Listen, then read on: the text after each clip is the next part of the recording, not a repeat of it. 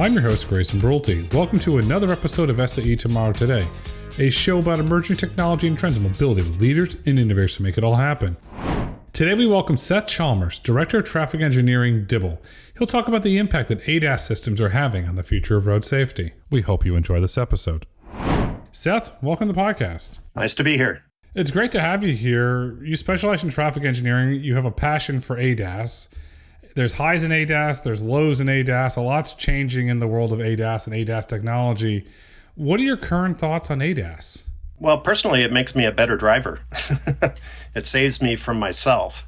So, from a personal standpoint, one of the biggest challenges we have in traffic engineering is, people driving well and then people driving safely.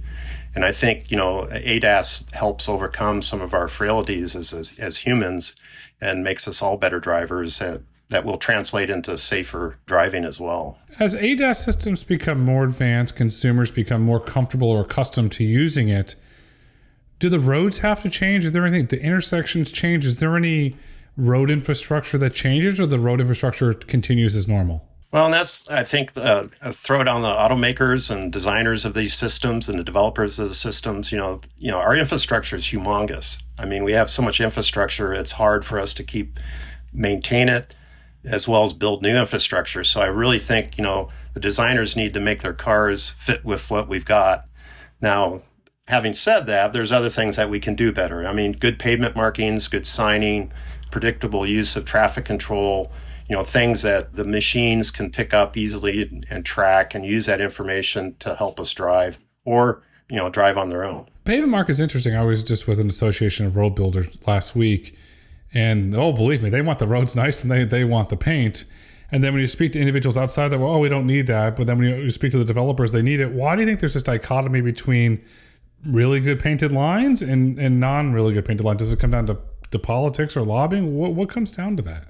I think it comes to an allocation of resources. A lot of times pavement markings, I used to be a county traffic engineer, and we were always chasing our tail in terms of keeping up with our pavement markings, in terms of refreshing them, and then also using pavement markings that are also visible during wet weather or, when there's water on the road, because a lot of times the flat markings, they get obscured by water. So they can use retroreflective raised pavement markers. But I think there's a little bit of a pushback from the infrastructure owners on the cost of maintaining those, because a good painted line only lasts maybe 9 months to a year if you're in a non-snowplow area. And snowplow area basically gets wiped out every season.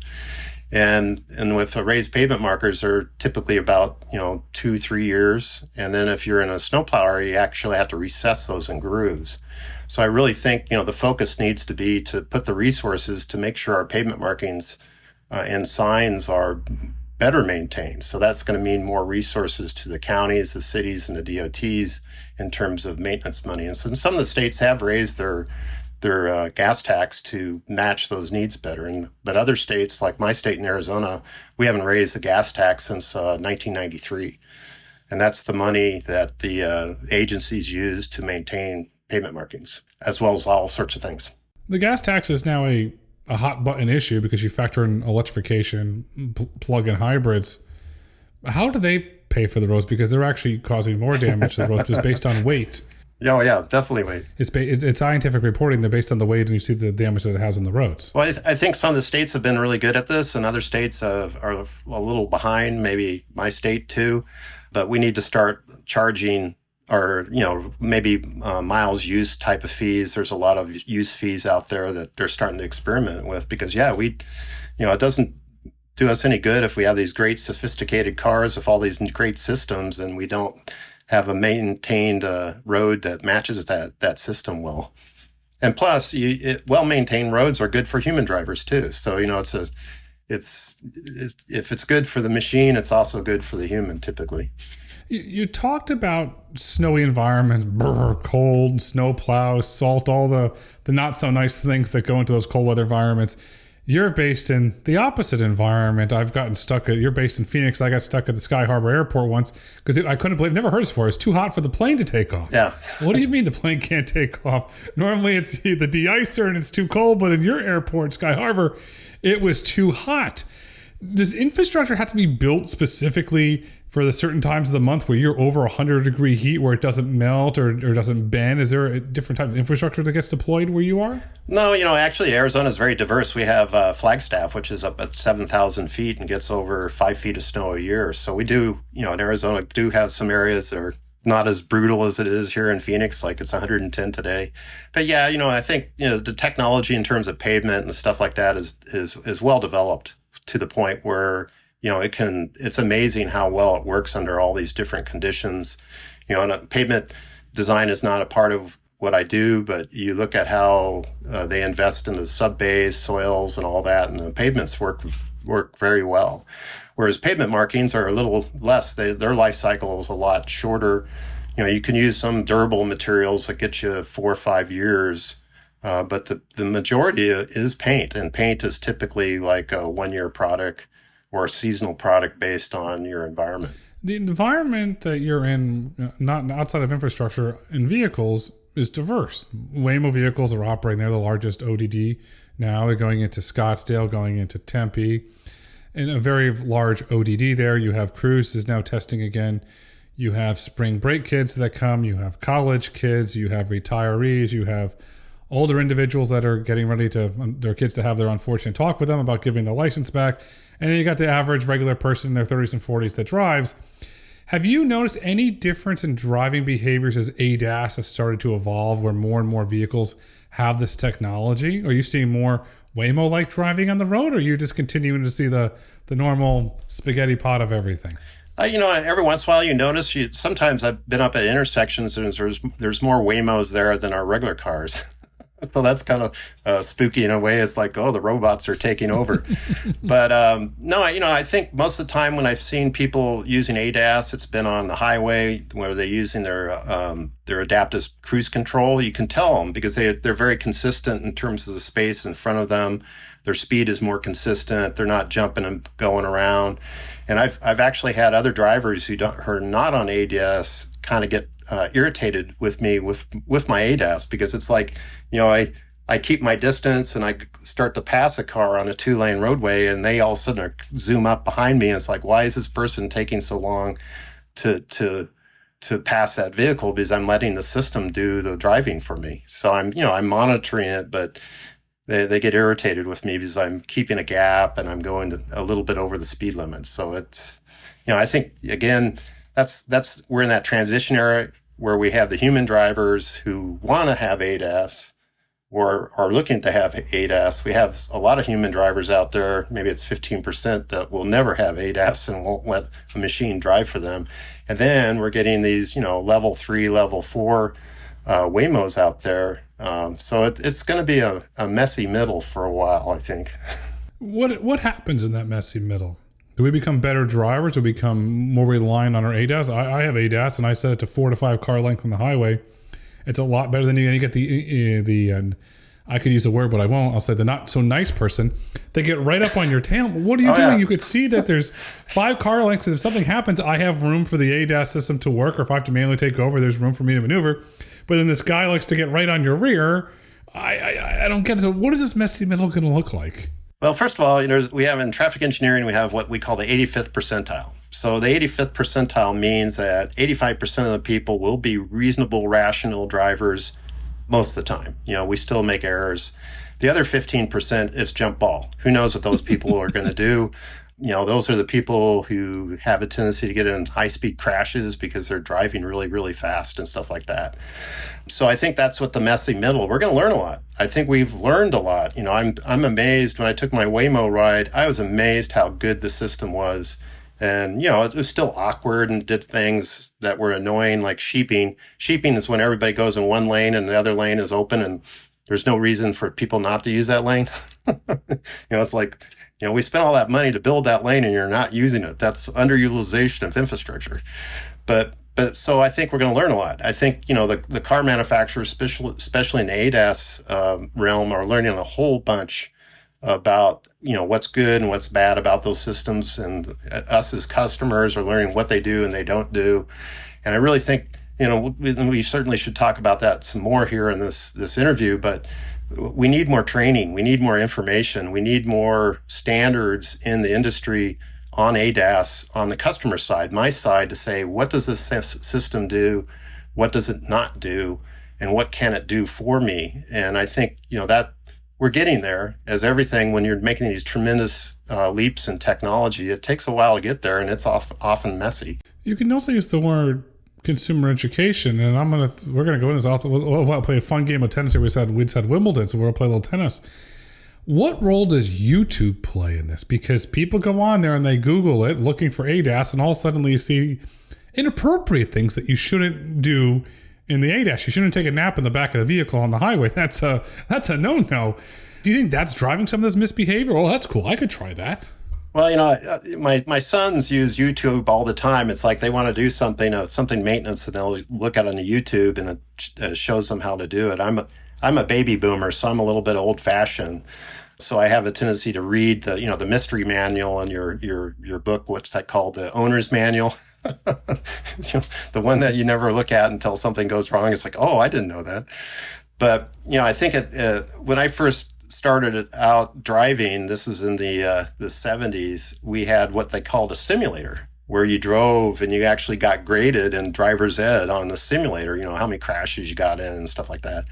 I think we're back to that, where we need simulators, either maybe online or real simulators that would be on the showroom floor to, first of all, sell the systems to the customers and say, hey, I'm a car salesman. I want to show you all the safety stuff this car model does, or contrast between different models, and demonstrate like automatic emergency braking, lane keep assist, dynamic speed control. And some of these things you can't, if you go on a test drive, you're not going to be able to demonstrate emergency braking, or at least you hope not.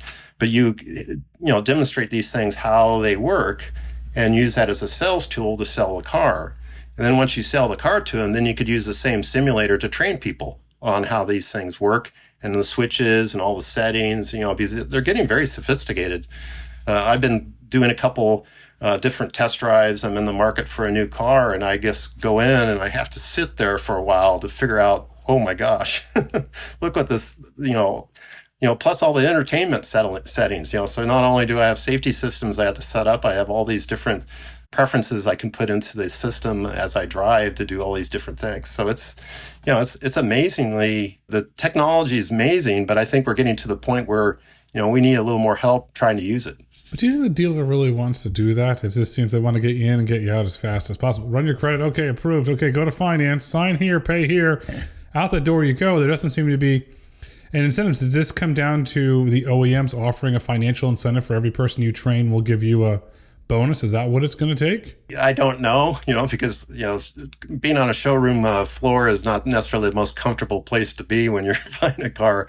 But it's even worse with car rentals. I mean, you go rent a new car and it's like, okay, here's your keys.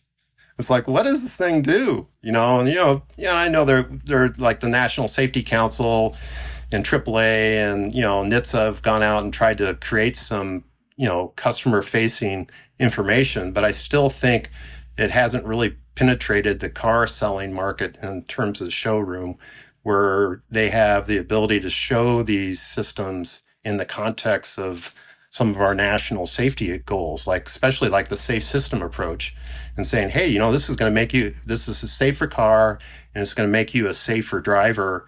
Plus, it's going to let you drive at safer speeds. And that's part of the safe system approach of trying to reduce fatals and injury crashes in our country.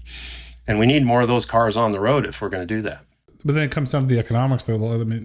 Whilst the market's doing well, but the average consumer, you look at that data, they're hurting. They can't afford the vehicle because you're adding on, some cases, $7,000 for all these ADASs, which is the unfortunate part. So it raises the question, does the future of ADAS come down to setting realistic expectations?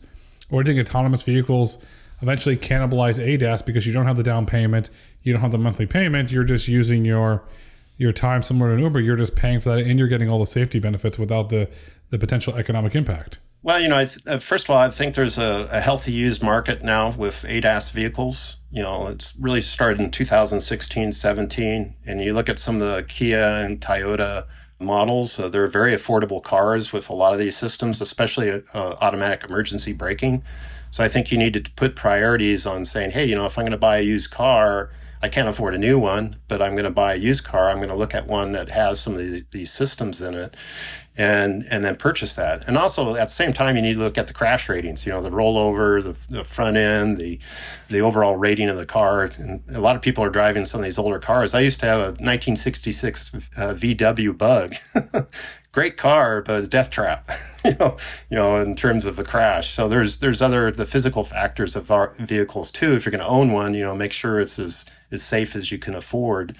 In terms of this shared ownership, the Waymo model, the Lyft model, the Uber model, that demand type of, pay as you go type of transit, I think is really going to really mature, especially at the Waymos and the Cruises in there, because the cost of it should go down. So it should make it more affordable for people to get that last mile in mass transit. They can still use mass transit, but typically, that last mile is a difficult one to your house or to where you work. And having Waymos and Cruises out there makes that more affordable to hit that last mile to get where you go. And plus, it's more convenient. You're not going to have to pay for parking. We see a lot of the high density. We're getting a lot of that now here in Phoenix. We're getting a lot of high density residential in our downtown area, and it's very expensive to park. So, the affordability of an individual car is under stress, and probably good so, because, a lot of times your car just sits in the driveway and you don't use it that much. So that's a tremendous investment. So I think as these systems become more affordable and the Waymos become more scaled up into our country, I think we're going to see, that shared transportation where you don't own a car, but you have access to a car that you can use when you need it. And then when you look at car ownership, the CEO of Allstate did an interview in Barron's this weekend. And he said, don't worry, we're going to make profits. We're keeping the auto insurance high. And you talk to individuals that are suffering under the price, especially Florida and California. State Farm pulled out of California. So you're having these skyrocketing insurance prices, and you start factoring that on. Sometimes they're actually more than the premium that you're paying for the vehicle. When it comes to the education around ADAS, saying, hi, there's a really great Hyundai, there's a really great Kia vehicle that has all these safety features that's available at a CarMax or an AutoNation. Do we need to have that Volvo moment where everybody knows the side impact on the Volvo, the 3-point seatbelt, where it's so ingrained in society that this is the only vehicle you want to buy because of these safety features? Or what does it take to have a consumer where they put that mindset, hey, I want a really safe vehicle with the ADAS.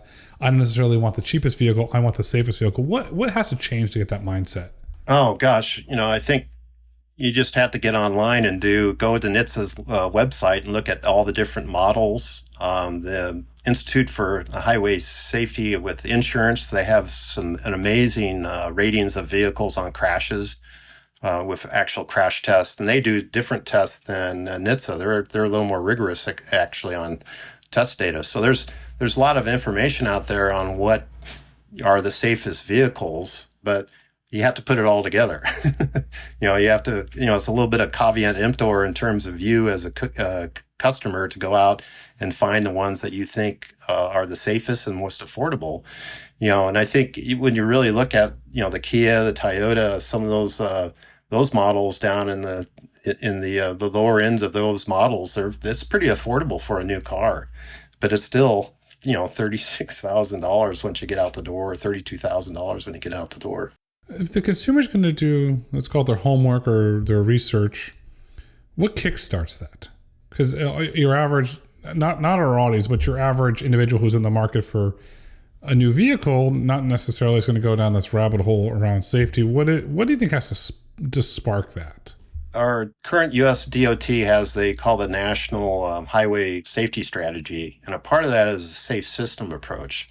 And I don't know how familiar people are with safe system approach. It's something that, infrastructure people know all about, NHTSA people know all about. And it's basically a ring about all these things that have to happen for us to, reduce the number of fatals every year, the 42,000. And it's, on average, it's all about safer drivers, safer speeds, safer vehicles, post-crash care, and safer, just a kind of a ring of safety that all these things have to happen. And I really think in the automobile industry, they need to to embrace that safe system approach and use that as a selling tool for their cars. Because I think it helps a consumer understand, hey, I'm doing my part to achieve the safe system approach because I'm buying a safer car that's safer for me and the people outside. And I think that's where we're kind of missing it. It's like, oh, it's a choice on safety, or a lot of these ADAS system, there's a on and off switch. It's like, no, there shouldn't be an on and off switch on safety. We should say, hey, this is the system you need to keep you safe and other people safe. So I think it's a matter of marketing the safe system approach. And this is something that was developed in Australia, and it's really caught on. It's finally caught on in the U.S. NHTSA's picked it up. The Federal Highway Administration has picked it up. A lot of the institutes, like I'm in the ITE, has picked the safe system approach up as a way that we are trying to tell the general public as well as our political leaders what we need to do to have a higher level of safety on our highways. That's very commendable. Let's say, hypothetically, consumer says, okay, I'm going to file assess route. I'm going to do my homework. I'm going to go and purchase this vehicle with the ADAS systems in it. What percentage of those individuals do you think that will actually use the system on a regular basis and not turn it off? Because that's an unfortunate trend that we see today. I'll go back to the 85%, my 85th percentile. But I think it's a little lower on ADAS. I think it's around 60% because my wife has some of these systems and she doesn't use it very often, especially the dynamic speed control.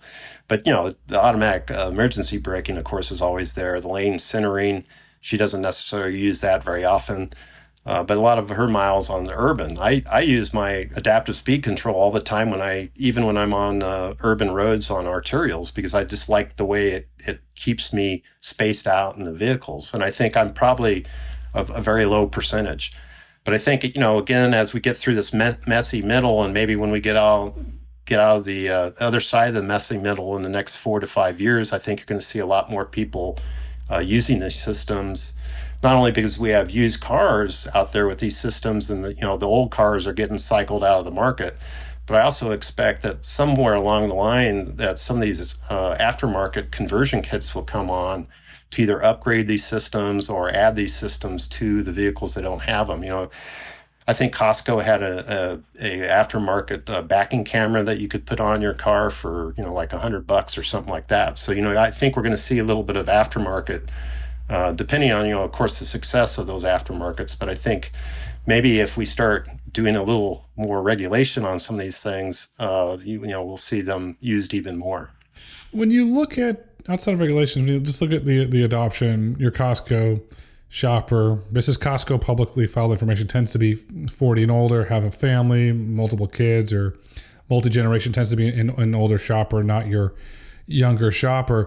Do you see, let's say, the 35 and older, 45 and older, 55 and older crowd gravitating more towards an ADAS system, or is it just going to be any individual that's generally curious gravitating towards it? I think especially once you have kids and grandchildren, these systems become very important because you want to protect the children. And, and I think, as you get older, of course, the economics should work better for you to be able to afford some of these systems because your career has progressed, and assuming that, you've gained a higher salary. So it's going to make it more affordable.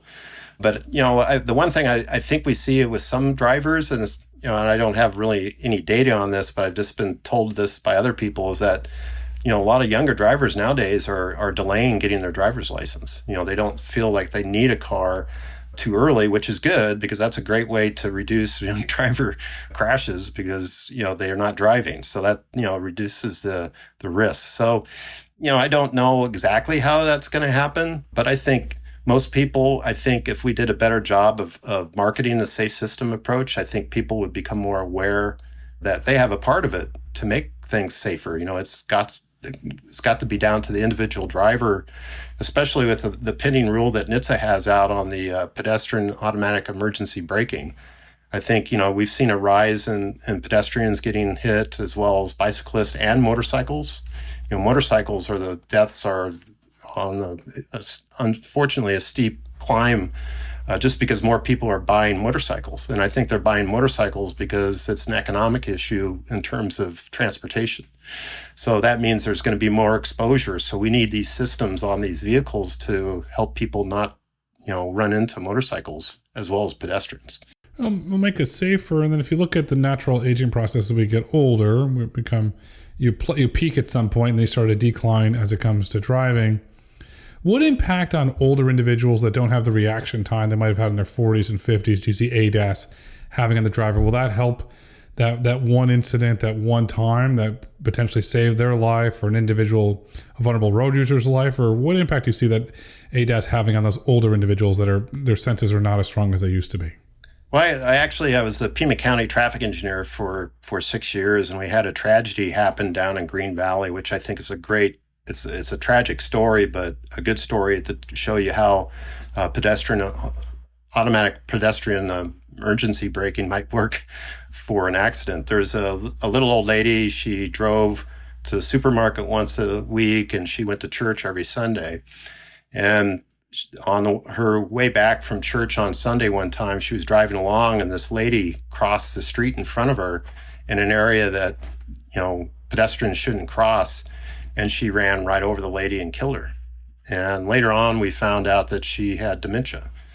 So, I think, the dementia is a huge disease. I have a personal experience with my dad died of dementia, and he was probably driving at least 1 to 2 years beyond when he should have been driving because his cognitive skills had reduced so much that if something happened that had not happened before on his usual drives, there's nothing there for him to deal with that situation.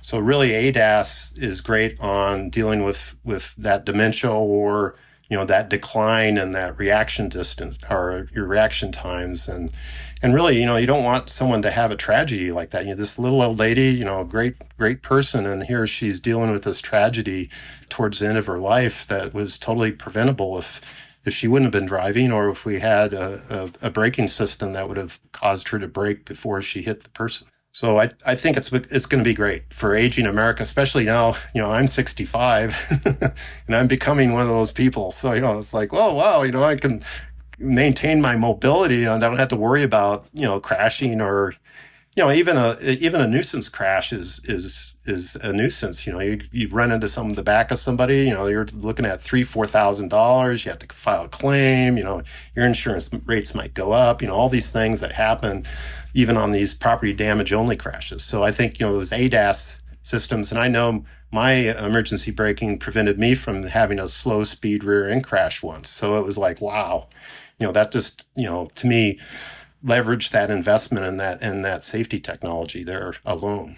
Look at the older individuals in an unfortunate incident that you described. You have the kids have the talks every day of the keys, and those talks don't, for the most part, go over very well, or because they want their mobility freedom. Is autonomous vehicles the next great evolution? Okay, mom, dad, we're taking away the keys, but don't worry. Here's a Waymo subscription. You still have your mobility. Does that become this? Make it an easier moment than it used to be so they can still have their mobility and their freedom?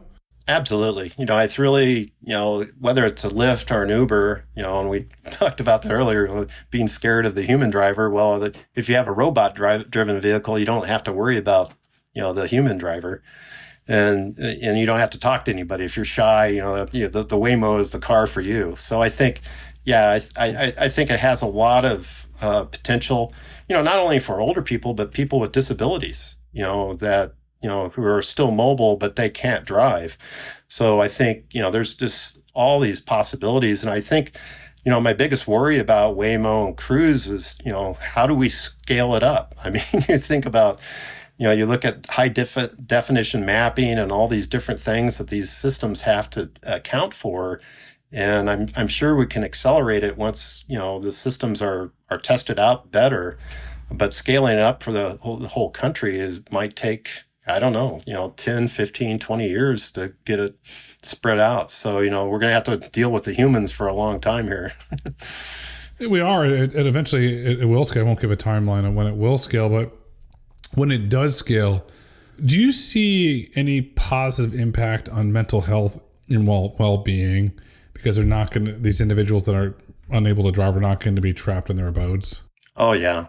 Yeah, because, most time one thing I didn't mention, and this is something that's Iowa is doing, I think it's the Iowa State University, is about rural America and access to rural roads by some of these automated driving systems. And they're working on systems to reach out to the older population in rural Iowa, as well as the rest of America, to provide that, the ability to go to the doctor, to go and get yourself taken care of, whatever you need in terms of whether it's mental health or actual physical health. So I think, that will make it easier for people to get to the doctor, get their prescriptions, and it should, and hopefully so would help people's health, and you won't become shut-ins. I mean, you'd be able to go around and go someplace and go to a community center and socialize. So, but, that will take some help.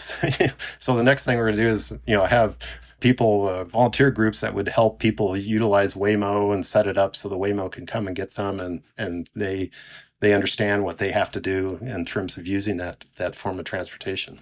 We've seen really great successes with May Mobility in northern Minnesota, and the volunteers and helping to move individuals around. We're in the messy middle, if you want the term that you used, where some days the roads are safe, some days are dangerous, some days it's just you hold on for dear life. What can be done today in this messy middle to make our roads safer? Well, first of all, good maintenance. I'm a civil engineer, so I'm all for maintenance and life cycle, making sure our pavement markings are well maintained, our roads are well maintained, the signs are there that need to be there. The speed limits are set at reasonable speeds, and then there's reasonable compliance with those speeds, because, a lot of times we always, speed limits in the U.S. is almost a joke sometimes, because we just don't have, it's not because of the police's fault, we just don't have enough resources to really reinforce that speed behavior. And then we've rejected, in a lot of places, automatic speed control or speed enforcement. So that's an issue. The other one is people wearing their seatbelts. We look at when you look at the FARs, the fatal data that NHTSA has, 25-30% of the people die in a car crash because they're not even belted in. So I think we're at that point where we need to bring back the interlock device on, your car can't go faster than 25 miles an hour unless you have your seatbelt, or everybody who's in the vehicle has their seatbelt on, so that protects them. And you think that that safety technology has been standard in U.S. vehicles since 1968, and yet we still have a lot of people who don't use it. So I think, and we have to, and I think ADAS is our immediate improvement in terms of safety. The automatic emergency braking is really, really important, and I'm glad that we have a final rule out there from NHTSA on that. I'm a little concerned about the high speed one they're asking for. Might push the automakers a little bit into some controversy about, hey, we know we could eventually do that, but we're not necessarily at that point of doing that. But what's more important is the pedestrian automatic emergency braking. I think that is really the next sweet spot for us in terms of gaining safety. But unfortunately, that involves a lot of technology on the cars. And I've seen some of the systems in the 2024 models. You basically have to build a 3D model around your vehicle. So the vehicle has the sensors and the cameras, so it can sense them when a pedestrian's there, so the system will work. So, but, that's going to be, for that to get into the market, is going to be a long time. It'll be a long time, but the most important thing that's in the market today, and it's free, doesn't cost anything, is common sense. You get in the vehicle, common sense, buckle up. If you went in the Waymo vehicle, you go into a Zoox vehicle, cruise vehicle, it will not start until every passenger's buckled up. Why did these individuals not use common sense? You get in the vehicle, you buckle up. Doesn't cost anything. There's no excuses. Buckle up, then you go. When does common sense enter the picture? Well, again, it's that 85th percentile thing that I had mentioned earlier. I think a lot of times, and this is really important because we got to focus where we can do the most good. Sometimes, that's that 85th percentile person out there that's going to are going to use these things and use them properly.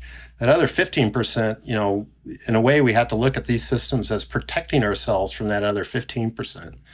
So, I can't help anybody who's not going to wear their seatbelt. But on the other hand, it is a human toll, and I value that human life. So we need to put those systems out there so those people have access to them. I don't want to. I'm not trying to save them from themselves, but yeah, I'm trying to save them from themselves, not to make that bad decision, because the economic toll on when you get killed in a car crash is huge. I had a personal friend. His sons were buckled up. This is another tragic story. Were buckled up and they were driving down the freeway here in Phoenix, and he wasn't belted in, and the tire blew and they flipped, and he got ejected halfway out of the car and was killed. And his sons were in the back and not even a scratch. But they got to see their dad killed right in front of them. And then that family just struggled economically after that because of the loss of income. And, it was just the loss of the person in that self. And then seeing your dad killed like that was, tragic. And all he had to do was put on a seatbelt. So this stuff is, I'm an engineer, but there's a personal side of this, that, you can implore and plead people for safety, but a lot of times they just won't go there. So we need to make it harder for them not to use this stuff. So, like the interlock on the seatbelt, they did that, NHTSA did that in the 70s, and it lasted for 1 year.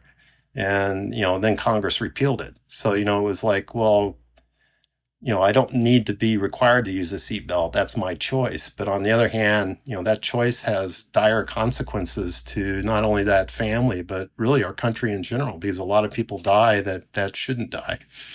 You described it's tragedies. It's sad that for certain scenarios, it takes a tragedy to bring change. And we shouldn't have to have that tragedy to bring change.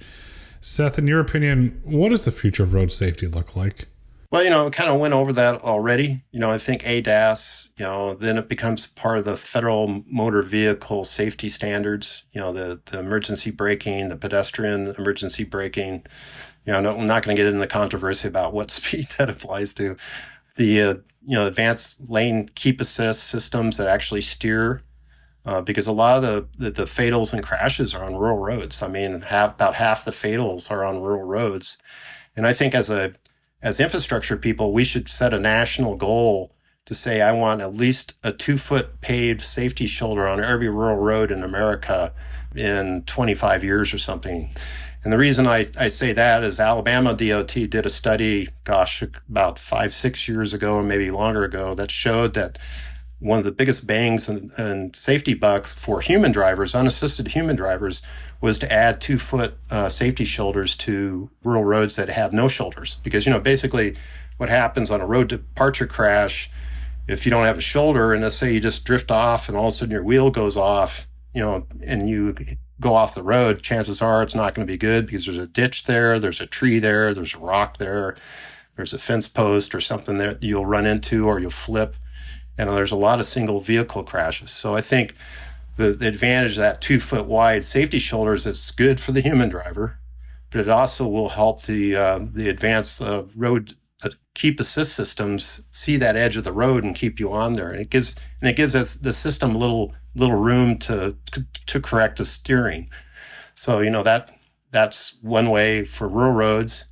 The other one is just have stop sign assist, stoplight assist on these systems that won't let people run a stop sign or run a red light. Then also speed limit assist, whether it's a warning that you're over the speed limit, or it actually allows you to set the speed, how fast over the speed limit you're going to go, or you want to go the speed limit. So we could really, use these ADAS systems to enable the safe system approach with safer vehicles, safer speeds and safer drivers. We want safer roads. We want a safer environment. We all want safety. So this has been a really insightful conversation. As we look to wrap up for today, what would you like our listeners to take away with them? Well, do your homework. Look at these systems. If you don't have a vehicle with automatic emergency braking, go out there and start to look at the vehicle and see if you can find one that you can afford, whether it's new or used. Because I'll tell you, that's a great system. The adaptive speed control is also a great system. I think it makes you a more patient driver. and then in not only the lane warning system, but also the systems that actually correct your steering, that help you correct your steering to keep you in your lane or keep you on the road, because we talked about road departure crashes, and those are bad for rural roads. And I really think as these emergency braking systems get better, even when you're a rural road driver, we have a lot of issues with wildlife hits and livestock hits here in rural Arizona. That's going to help that, because these systems see beyond where you can see in terms of as you're on your headlights. So they see beyond your headlights in a way that's amazing. So, I think, really look at these systems. I think once you get over the hump in terms of what they do and what they can do for you, I think you'll like to buy that safety because it'll give you a better peace of mind.